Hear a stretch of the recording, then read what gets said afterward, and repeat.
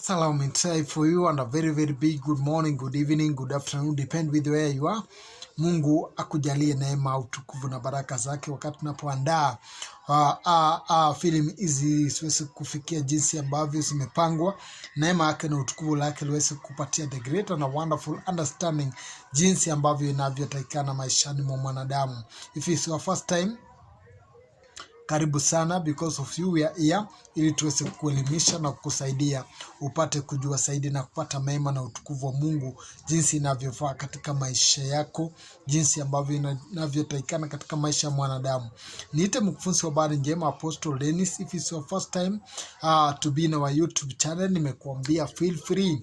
Mungu akubariki na kutende mema. Make sure that you like, comment and share. Subscribe to our YouTube channel. That is our request. Subscribe to our YouTube channel. Mungu akubariki na kutendea mema. That we can't be tired to saying that you subscribe, because it's something so very important ambayo inahitajika kwa wale ambao wanaaminika ya kwamba wanataka kuwa wanachama wa timu yetu.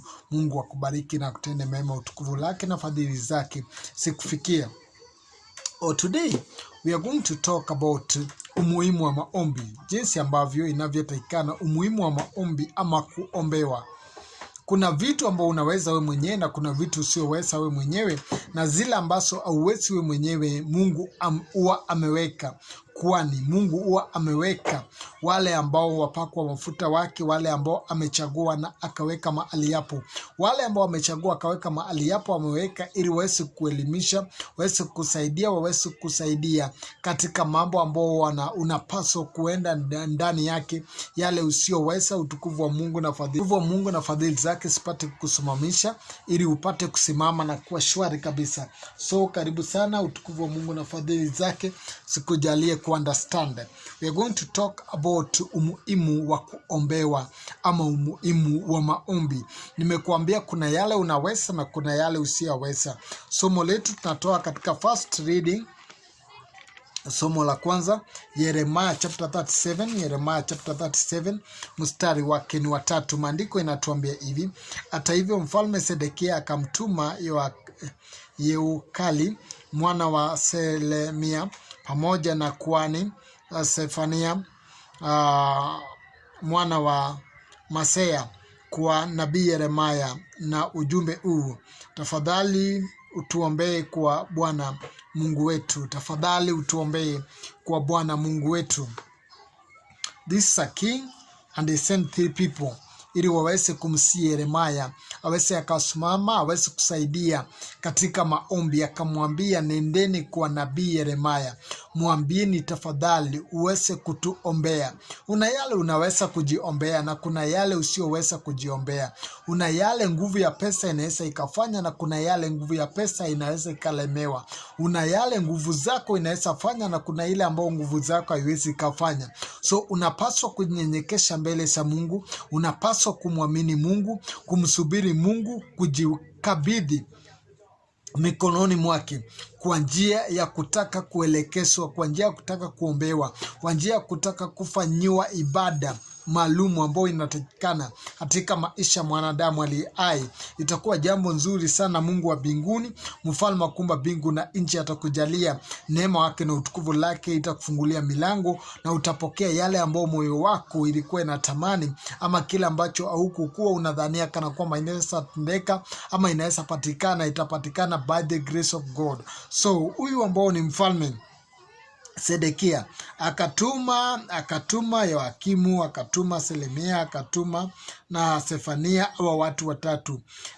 Akasema, nendeni kwa Yeremia ili mumwambie kwamba aweze kutupelekea sala, atusaidie katika maombi. So kuna vitu zingine ambazo unaweza ukafanya we mwenyewe na unaweza ukaona mkono wa Mungu, na kuna vitu zingine ukiona kwamba we mwenyewe imekushinda, tafadhali tafuta kuhani, nitafute, niambie kuhani, ningependa unisaidie kwa maombi wa boma yetu. Una mambo inatusumbua, wa boma langu kuna mambo inanisumbua, magonjwa imenipiga, aya na aya na nitesa. Wacha kusema kwamba I will pray. Hapana, there is some couple of things you can pray for and there is some couple of things you can't pray for. So you need to wait upon the Lord, you need to believe the Lord for those God select, for those who God select, for those who God sent, ili waweze kusaidia katika maombi na mambo yako yatakuwa sawa. Let us check and look, kwa sababu ni nzuri sana na tunapaswa kuendelea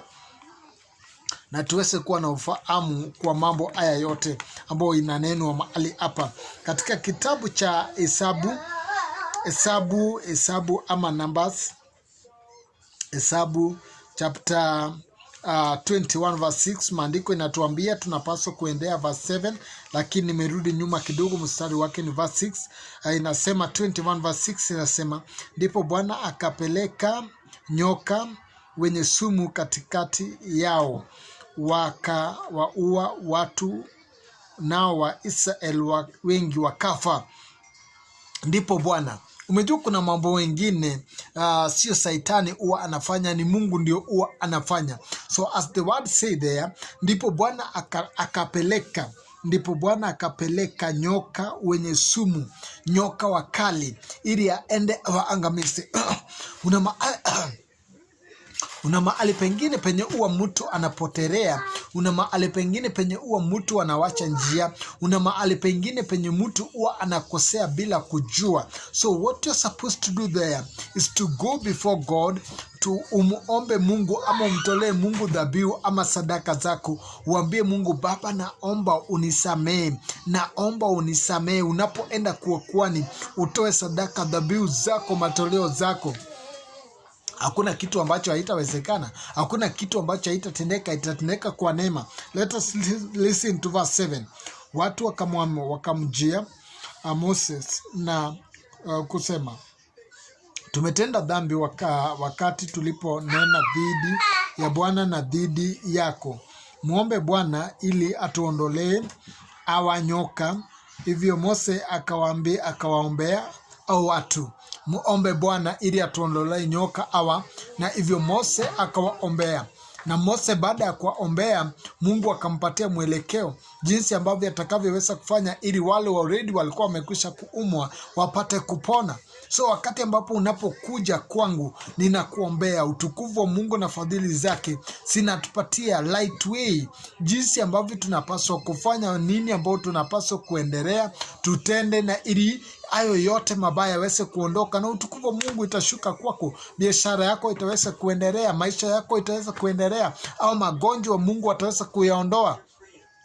Utapata mema kifamilia, ukoo, utapata kwamba mnasimama, lile laana zote zinavunjika because utukufu wa Mungu imeshuka mahali pale. But ukikaa tu ya kwamba mimi naweza omba mimi pekee, una mambo ambao hata ukienda kuomba siku 42, hata uende kuomba siku 41, hata 21, haiwezi kuondoka bila kuani ukua mahali pale. Let us check in the second reading katika somo letu la pili, in the first Samuel chapter 12, first Samuel chapter 12 verse 18, but we better start in verse verse 19, but we better start in verse 18.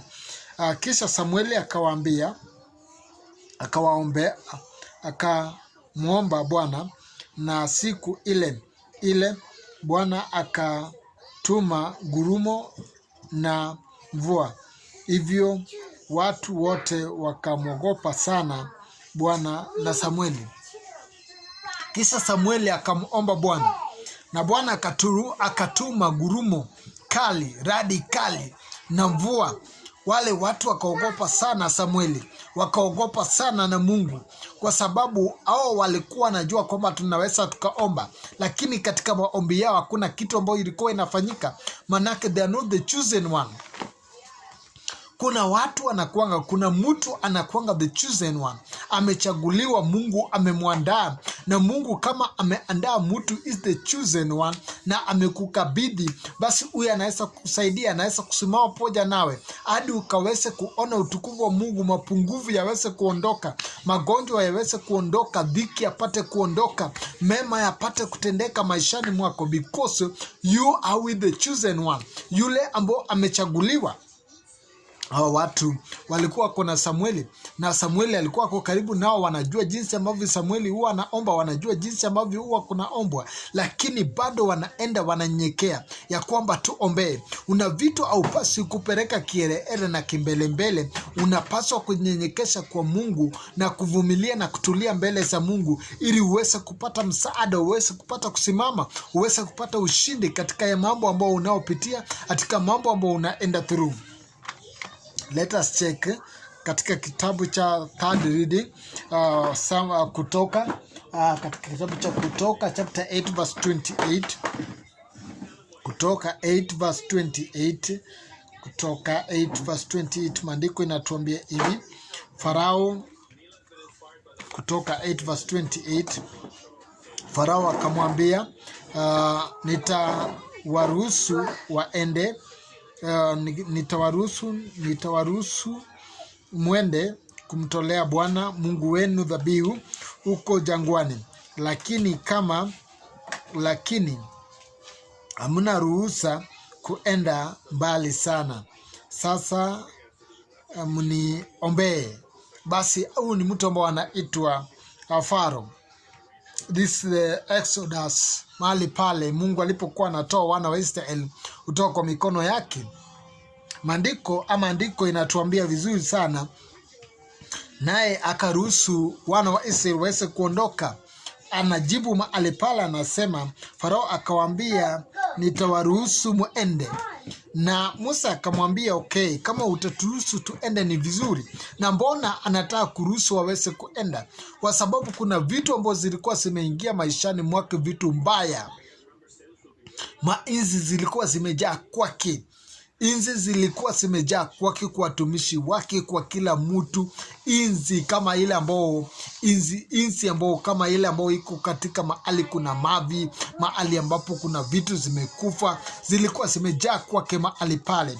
Basi mtu ambao anaitwa Farao akasema, hii ninahitajika kuombewa, na akasema mniombe hizi vitu ziondoke.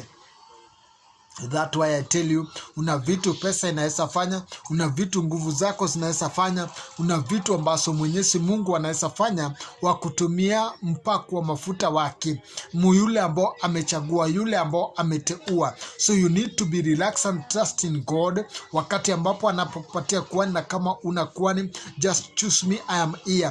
Wachochote unachokipitia, nenda ni magonjwa, nenda ni dhiki, nenda ni tabu, nenda ni laana ya ukoo, I will pray with you.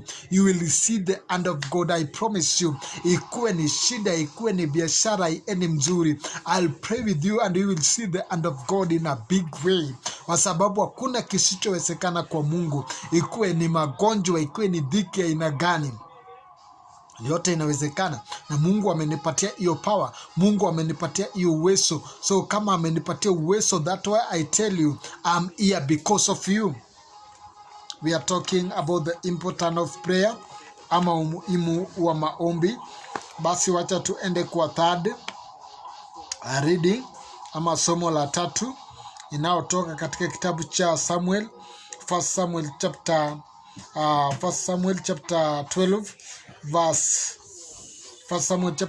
verse 18. And the word of God said there, kisha Samueli akamwomba Bwana, na siku ile ile Bwana akatuma ngurumo na mvua, hivyo watu wote wakamwogopa sana Bwana na Samueli. Kisha Samueli akamuomba Bwana,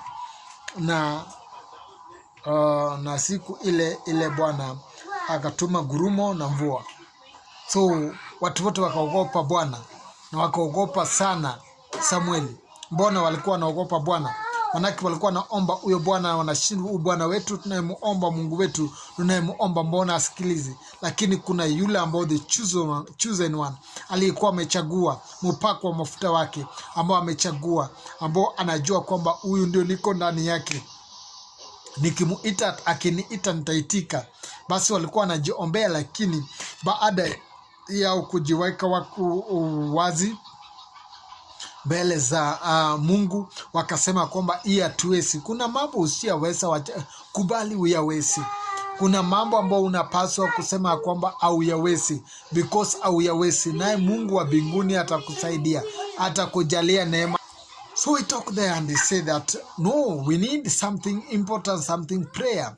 Na hii maombi ambayo tunaotaka inaweza kutusimamisha, inaweza kutusaidia. Au walikuwa wanajiombea, walikuwa naomba au wenyewe wakifikiria kwamba hii tunaweza tukasimama sisi wenyewe, lakini walipata mshtuko, manake Mungu alikuwa amechagua Samueli na wakaenda kwa Samueli. Na Samueli alipoomba, mvua, ngurumo, radi ikanyesha ile siku, kwa sababu alikuwa kuna ukiwa na ukame wa mvua. Lakini Mungu alijibu kwa kuhani. Au walikuwa wameomba sana lakini haikutendeka. I'm here to tell you, nenda unaweza kuwa umeomba sana, unataka sana mambo fulani na fulani iweze kutendeka kwako. Hapana, kabidhi kuhani aweze kupatia mwelekeo, kabidhi kuhani aweze kusaidia. Nikabidhi, niko mahali hapa niweze kupatia mwelekeo, niweze kuomba pamoja nawe, utapata msaada na utapata kusaidika. Last reading, somo letu la mwisho ninapoenda kumaliza. Somo letu la mwisho ninapoenda kumaliza katika kitabu cha Wafalme chapter, Wafalme wa kwanza 13, Wafalme wa kwanza 13, First King chapter 13 verse 6. Na maliza na hiyo First King chapter 12 chapter 13 verse 6. Andiko inatuambia hivi: kisha mfalme akamwambia mtu wa Mungu, niombee kwa Bwana Mungu wako ili mkono wangu upate kupona. Kwa hiyo mtu wa Mungu akamwombea kwa Bwana, nao mkono wa mfalme ukapona na kuwa kama ilivyo kuwa hapo kwanza. So mtu wa Mungu akamwombea mfalme mara ile ile. Huyu mfalme alikuwa akona ubishi, kwa sababu kuna kila ambacho mtu wa Mungu alikuwa ametumwa ili aweze kuelekeza, lakini hakukuwa anaamini ya kwamba huyu ametumwa na Mungu aweze kunielekeza katika haya. Aliona kwamba huyu ameleta ujumbe mbaya, huyu anakuja hapa na message ambazo anafikiria. Na basi baada ya kunyosha mikono lake mahali pale, mkono ukakwama ukabaki vile ambavyo ulivyokuwa na ikawa iwezi kunjana. Na basi hapo ndipo akanyenyekea akasema, mtu wa Mungu niombee. Baada ya mtu wa Mungu kumuombea, mkono ikarudi kama jinsi ambavyo ilivyokuwa. So kuna vitu zingine unapoona kwamba zimekwama, haiwezi kuendelea, you need to seek the prayer. Unapaswa kutafuta maombi, unapaswa kumwamini Mungu, and God is faithful. Mungu hata kuacha, hata kuaibisha. Nenda, nimekuambia kama jinsi ambavyo nimekusebia mahali pale. Inaweza kuwa maradhi ya magonjwa, inaweza kuwa maradhi ya shida, matatizo ya kifamilia, ya ndoa, inaweza kuwa inakuwa ni matatizo ya watoto, inaweza kuwa pengine ni kasi haiendi mzuri. Kuna vitu unaweza we mwenyewe, na kuna vitu unapaswa kutafuta kuhani ili aweze kukuelekeza, na Mungu atamnenea na atakuelekeza jinsi ambavyo inavyofaa, na sio kuhani yoyote. Mimi niko mahali hapa na Mungu amenituma mahali hapa ili niweze kuelekeza Kenya jinsi ambavyo wanavyopaswa kuomba na vile ambavyo tunapaswa kuendelea.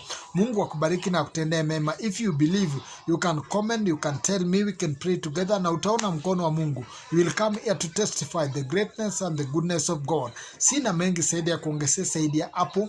Kila ambacho nilikuwa naongea kuyahusu, na tumaini umeyashika na umeelewa mzuri. The important ya kuombewa, umuhimu ya kuombewa. Usibaki tu mahali hapo ukisema kwamba najua maombi. Kuna yale ambao unaweza kufanya na kuna yale usioweza kuyafanya. Mungu akutende mema, akufungulie milango na dirisha mbingu, fadhili zake na utukufu wake sikumulikie njia.